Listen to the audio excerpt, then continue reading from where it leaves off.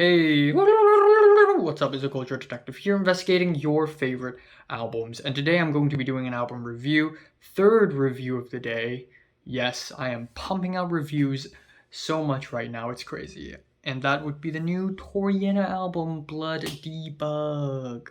Toriena, aka Shimizu Saya, is a Japanese DJ, electronic producer, songwriter, sometimes a rapper, Toriena. In 2019, she released Pure Fire, and it lives up to its title. It is Pure Fire.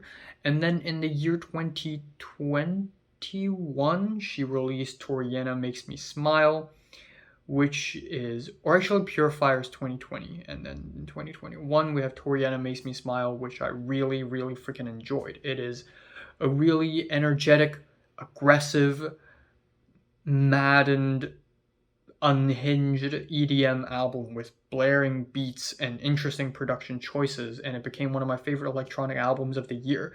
Following that, last year she released Raw, which I thought is kind of a step down. It feels way less ambitious, way less creative, and just feels like a collection of tracks that she produced randomly in her free time or something. And then now we have Blood Debug, and given how short and simple this album is, it's kind of similar to Raw in that it feels like simply a collection of tracks that Toriena made in her free time, or maybe on stage when she's DJing and producing the beats live, aka DJing.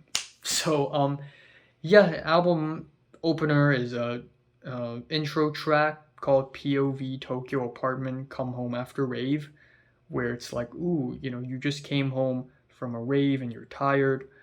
And then the real rave begins with this album, with the album opener, Mo Sai Keikan, which is super tiny blood capillaries, I guess. And yeah, right off the bat, we're being hit with the most aggressive stomping noises ever, blaring break beats, 10 layers of pitched vocals. The production is really rough, and it's just a little too crammed for me, and not even in a fun, artsy way. And then after that, we have the track Toxic with the pumping constant beats, a grinding bass. The production is a lot cleaner here, which I like, but at the end of the day, it felt like a rave soundtrack and not something that Toriena would have made creatively. However, we have the title track, which is probably my favorite track on the entire album. We have weird angular keyboards that sounds like sirens, and then we are introduced to an awesome drum and bass beat. I've been getting into a lot of drum and bass lately, so I'm loving that shit. And then we are hit with the energetic, bright piano choruses that really contrast the verses. So I was thoroughly entertained with this track.